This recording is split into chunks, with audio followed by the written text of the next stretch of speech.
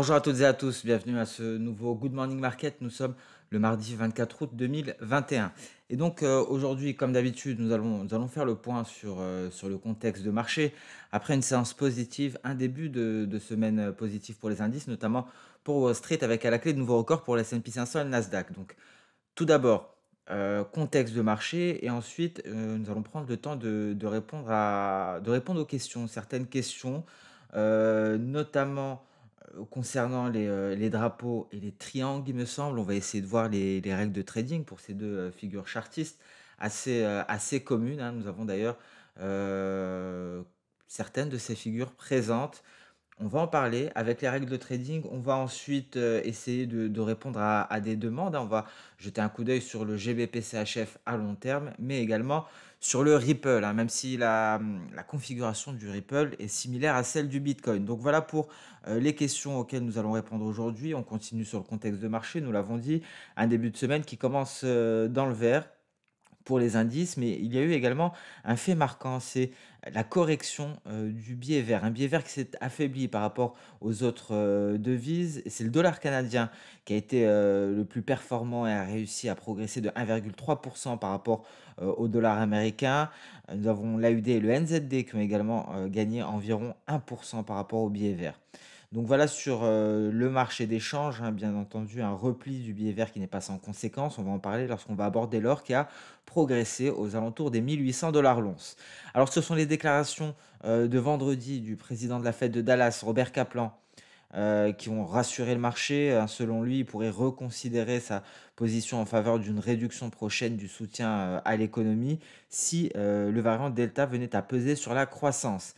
Alors ça a apaisé les craintes d'un prochain tapering, et ça a donc pesé sur le biais vert, hein. C'est ce qui a permis, nous l'avons dit, au gold d'aller chercher le seuil psychologique des 1 800 $ l'once, actuellement à 1 804, hein. Vous voyez une belle impulsion haussière suite à la baisse, du biais vert. Les indices asiatiques ont également débuté, dans le vert, un sentiment un sentiment, d'optimisme, un vent d'optimisme qui s'est propagé sur les actions du vieux, continent, malgré la faiblesse des indices PMI, qui ont limité les hausses, hein, tout de même. Le DAX allemand, est resté, à la traîne, il n'a gagné que 0,28. Le CAC 40 a clôturé en hausse de 0,86. On a eu un très beau rebond, dès le VMH, on va en parler.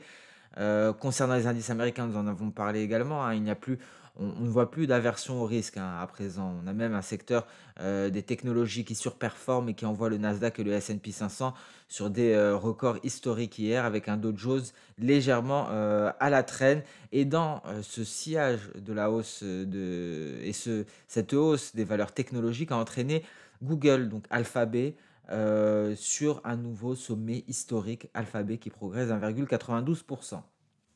Concernant les matières premières, le WTI a gagné près de 6. Il est actuellement aux alentours des 65, 75, 66 $, hein, déjà. Le Brent à 69,20 $, hein.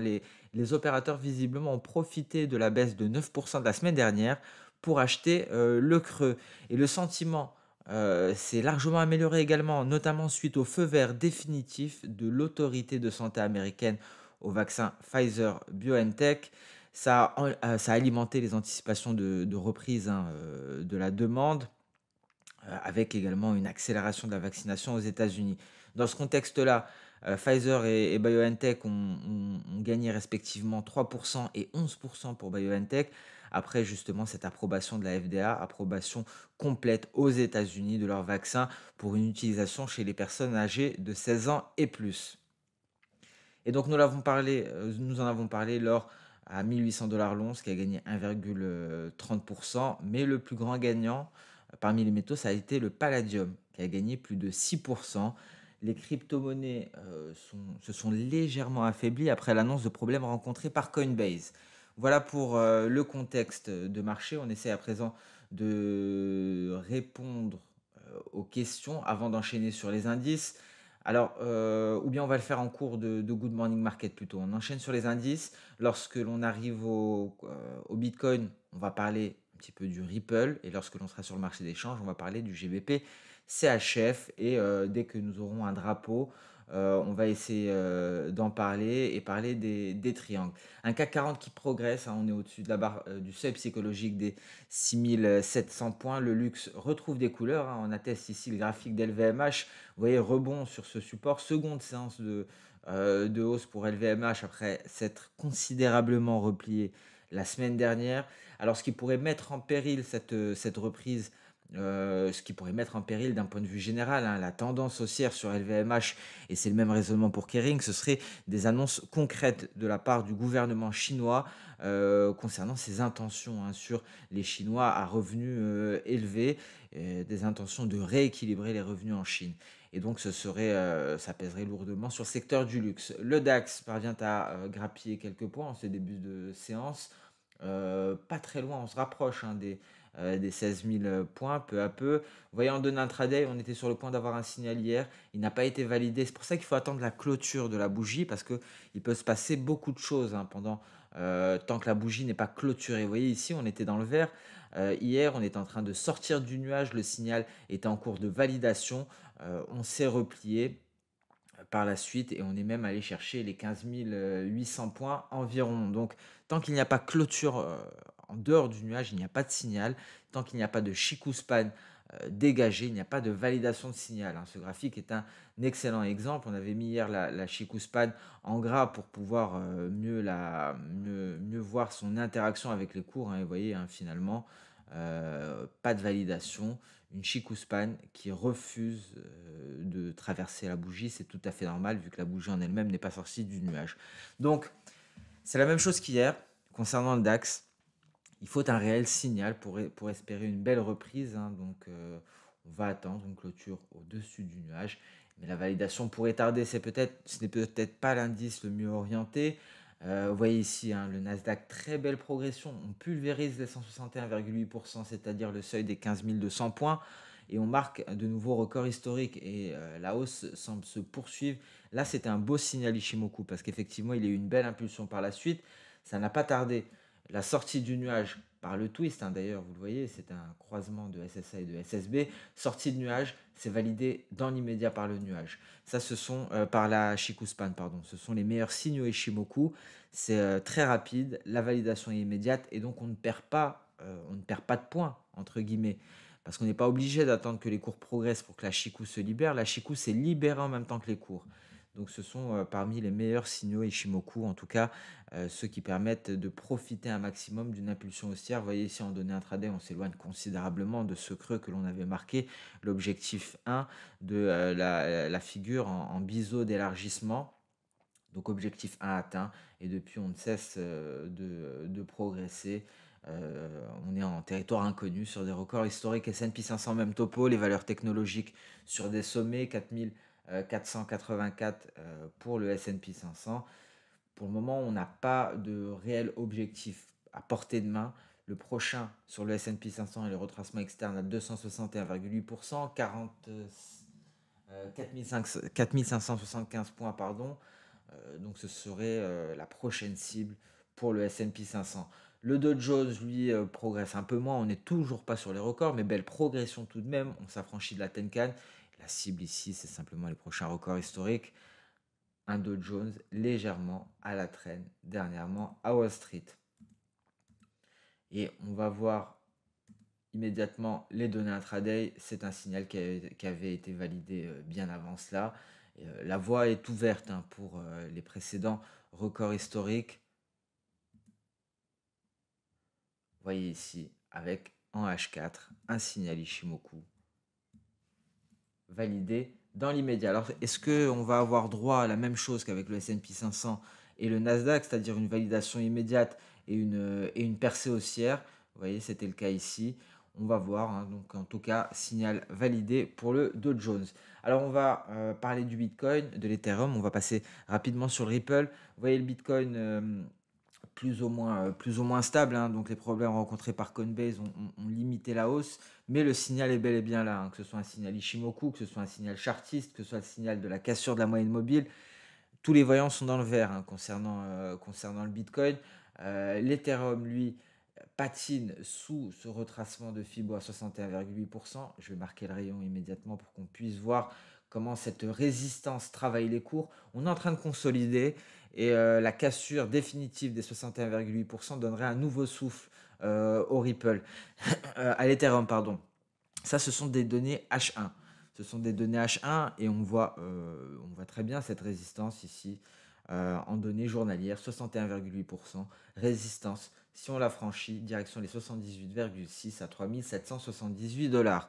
Voilà pour l'Ethereum, je vais passer à présent sur le Ripple. J'ai ouvert un graphique ici. On va regarder, vous voyez la similitude ici en journalier avec le Bitcoin, hein. Ça pourrait être pratiquement, si je puis dire, le même graphique. Les perspectives sont haussières. On marque une pause, on consolide et si on arrive à valider ici le franchissement du seuil psychologique, du seuil des 1,30, la hausse devrait se poursuivre. On a les 1,41 comme cible. On retrouverait également les 1,58. Donc, perspective haussière, hein, visiblement pour le Ripple, une configuration technique qui est largement similaire à celle du Bitcoin. Même les données H4 semblent présager une poursuite haussière avec un nuage ici en support de la hausse, la Kijun qui vient exercer une pression haussière sur les cours. Donc des perspectives haussières pour le Ripple. Le mieux est de retrouver les objectifs en données journalières et le signal qui nous sera donné par ici le franchissement des 1,28. Alors, nous allons enchaîner directement sur le compartiment des matières premières.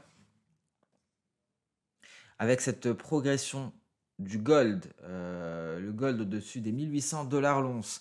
Mais est-ce que cette hausse est un réel signal? Est-ce que c'est vraiment, cela laisse vraiment présager la poursuite de la hausse, hein, une hausse qui a débuté début août et donc nous avons marqué une pause, nouvelle impulsion. Là, on a pas mal de résistance, c'est le problème. On pourrait assister à un repli, hein, du métal jaune, un repli qui serait causé par la reprise haussière du billet vert. Donc on verra, le billet vert est proche d'un support. En données hebdomadaires, il avait un double creux sur le billet vert, on est en pullback sur la ligne de coup, nous allons le voir. Et effectivement, si le billet vert venait à se reprendre, cela serait synonyme de repli pour le gold, un gold qui pourrait aller chercher les 1790 dollars l'once aux alentours de cette moyenne mobile simple à 50 périodes, un gold qui pourrait même se replier davantage. Alors, les dés sont quasiment jetés, hein, c'est cette semaine que l'on sera fixé avec notamment Jackson Hole et le discours du président de la Réserve fédérale américaine, Jerome Powell, même si on s'attend de moins en moins à une réelle annonce pour cette conférence qui ne se fera pas cette fois-ci en présentiel. Alors, le gold en données intraday, on a tout de même franchi les 50%, c'est ce qui nous a permis d'aller nous installer à 1805. Le pétrole WTI qui poursuit, hein, son rebond, un rebond assez impressionnant après les pertes subies par le WTI. Attention tout de même à cette résistance, c'est notre nuage, ça pourrait freiner quelque peu la hausse, hein, on pourrait aller marquer une pause et aller longer le nuage. C'est un scénario que l'on rencontre très souvent, mais concrètement ici, le seuil psychologique des 67 dollars sera très important à surveiller. Si on le franchit, on arrive à franchir le nuage et dans ce cas-là, on peut étendre la hausse jusqu'à 68,50 voire 69,50. En revanche, si on ne parvient pas à se hisser au-dessus des 67 dollars, on pourrait suivre le nuage en données H4 dans un mouvement baissier.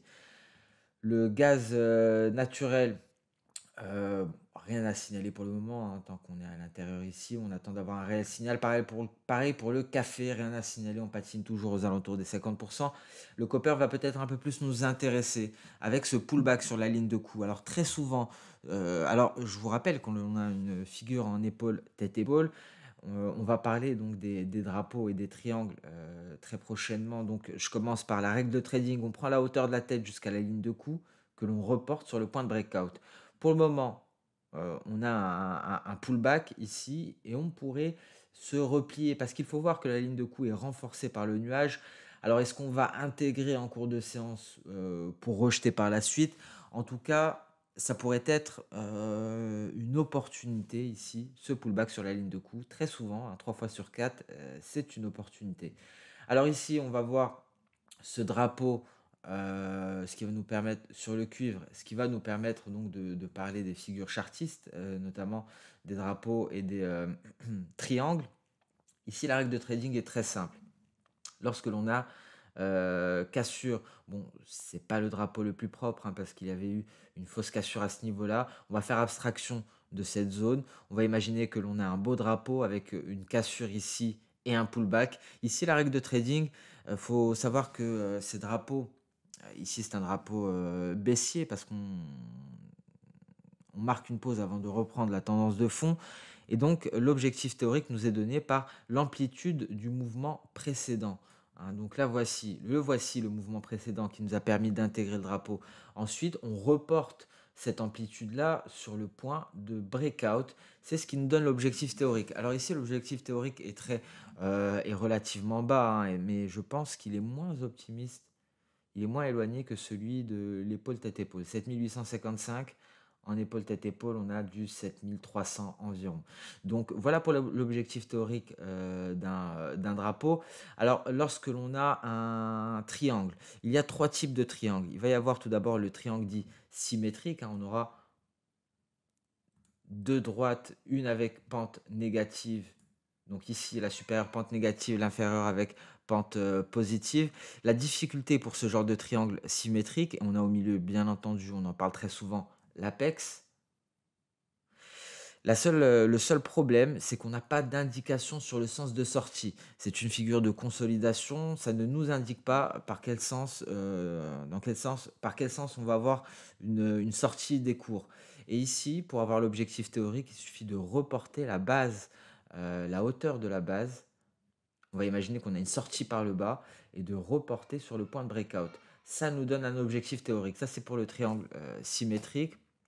Ensuite, on va avoir euh, le triangle ascendant et le triangle descendant. Donc voilà ici un autre type de triangle. Ici, l'avantage pour ce genre de triangle, c'est que on connaît le sens de sortie, on sait pertinemment que à 75% voire 80% des cas, on casse la borne qui est à l'horizontale. Donc dans ce cas-là, on devrait en sortir par le bas avec ce genre de triangle et l'objectif nous est fourni en reportant la hauteur de la base. On prend la base, on reporte la hauteur au point de breakout. On va imaginer que les cours cassent à ce niveau, on va reporter donc à ce niveau, que ce soit là ou que ce soit là, hein, l'objectif théorique sera le même, ce n'est pas comme un triangle symétrique. Donc voilà pour ce genre de triangle. Après, il y a le cas opposé, où on a une borne inférieure à pente positive et une borne supérieure à l'horizontale, hein. Donc on fluctue à l'intérieur de ce genre de figure et on en sort par le haut. C'est toujours la borne horizontale que l'on casse sur ce genre de triangle, c'est la facilité. La règle de trading est la même. On va mesurer la hauteur de la figure et on va la reporter sur le point de breakout avec cette technique, hein. Il suffit d'appuyer sur le bouton CTRL, de cliquer avec la souris et de glisser sa souris pour dupliquer. Et donc là, ça me donne l'objectif théorique. Voilà pour trois types de triangles. Voilà pour les drapeaux. Petit rappel technique, hein, suite à une demande en commentaire. Donc j'espère que cela vous aura été utile. Bien entendu, à chaque fois que l'on verra ce genre de figure, on répétera les règles de trading de ces figures-là avec objectif théorique. Ici, on passe sur le marché d'échange, on va pouvoir s'intéresser au GBP CHF par la suite. Alors le biais vert, on va commencer par l'hebdo. Souvenez-vous, on avait un double creux. Double creux, c'est simple, la ligne de coup est ici, le point de breakout est là. Pour l'objectif théorique, je reporte la hauteur à partir du point de breakout. Donc mon objectif théorique est à 96 836 environ, hein. Donc cela correspond à l'heure actuelle plus ou moins au nuage. On est en pullback pour le moment. Est-ce qu'on va invalider? Ça peut arriver, mais pour le moment, la figure n'est pas invalidée. Il faudrait une clôture hebdo de l'autre côté de la ligne de coup. Et avec Jackson Hole, tout peut arriver à l'heure actuelle. Donc voilà pour l'objectif théorique de ce genre de figure. Et donc, visiblement, le biais vert pourrait rebondir. On est de retour sur les précédents sommets ici. Et le plus parlant, ce sera en 2H4. On a un nuage, on se rapproche du nuage qui pourra agir comme support par la suite et donc favoriser une reprise haussière du biais vert. Dans ce cas-là, cela se traduirait par une baisse du dollar américain, vous l'aurez compris, mais également une baisse de l'euro-dollar. Un euro-dollar qui a nettement profité du repli du dollar américain. Mais un euro-dollar qui en donné H4 fait également face à une résistance, ce nuage. Et donc, en revanche, hein, si on venait à casser le nuage, là, les perspectives seraient haussières. On irait chercher le seuil des 1,18. GBP-USD. Alors, les paires en GBP, le GBP-USD en tout cas retrouve des couleurs. Le GBP-Yen également, hein, vous voyez. Et ici, on a une grosse résistance. Donc, peut-être un point de retournement baissier. En tout cas, ce sera le dernier rempart avant cette oblique baissière qui relie les différents sommets. On en profite pour passer au GBP CHF. Donc voilà le GBP CHF. Tout d'abord, il faut être conscient, car on m'a demandé une analyse de long terme. Il faut être conscient qu'il y a tout de même une grosse résistance. Vous voyez en mensuel. C'est un nuage mensuel, c'est très compliqué à franchir. Grosse résistance en mensuel. En hebdomadaire, certes, nous sommes au-dessus du nuage, mais on a invalidé, vous voyez ici, on a invalidé la cassure de la Kijun précédemment. Il y a eu un fort repli la semaine dernière. On est en rebond en ce début de semaine sur le GBP CHF, mais vous voyez tout de même en journalier, même si on est au-dessus du nuage en hebdomadaire, les données journalières nous montrent qu'on est clairement, c'est clairement baissier pour le GBP CHF, hein. On a un nuage en résistance, on a cette oblique baissière. Seul un franchissement de cette oblique baissière permettrait de renforcer, de donner un signal haussier. Et d'ailleurs, on peut en tracer une nouvelle, hein. On a eu un nouveau sommet, la voici. Donc, perspective baissière pour le GBP CHF. Et ce qui serait intéressant ici, c'est de voir jusqu'où va aller ce rebond. Pourquoi? Parce que tout simplement, cela nous permettra d'avoir une projection de soda en prenant ce sommet, ce creux, et lorsque ce sera la fin du rebond, on pourra placer notre point C et on pourra avoir un objectif baissier. On marque des creux de plus en plus bas, des sommets de plus en plus bas, la tendance est haussière. Le but dans ce genre de configuration-là, c'est de profiter d'un rebond pour vendre un taux relativement élevé et donc par la suite, en espérant que la baisse se poursuive, la tendance, il y a une correction, hein, plutôt, correction baissière depuis un certain moment, depuis les sommets ici de fin mars 2021. Donc perspective baissière pour le GBP CHF, on attendra simplement le plus ici si on voulait placer une règle de trading, le plus sage serait d'attendre une cassure des 1,2475 et d'ici là on devra avoir un objectif, une projection d'Osoda. Donc on attend de voir jusqu'où va rebondir pardon, le GBP CHF. Cela nous permettra d'avoir un objectif. Donc voilà pour le marché d'échange, voilà pour ce Good Morning Market. On a répondu à plusieurs questions. N'hésitez pas à les poser si vous avez des questions concernant les configurations techniques, les règles de trading. Là, bien entendu, dès que l'on trouvera un triangle symétrique, un triangle ascendant ou un triangle descendant, on va détailler à nouveau toutes ces règles. Pareil pour les drapeaux. Merci à toutes et à tous pour votre attention, merci pour votre fidélité et donc toutes ces interactions en commentaire. Vous l'avez vu, même lorsque je ne réponds pas à l'écrit, je prends le temps le lendemain en Good Morning Market d'aborder avec vous les, euh, les thèmes demandés. Sur ce, je vous souhaite une très bonne séance de trading, une très bonne journée. On se donne rendez-vous dès demain pour le prochain Good Morning Market. Au revoir.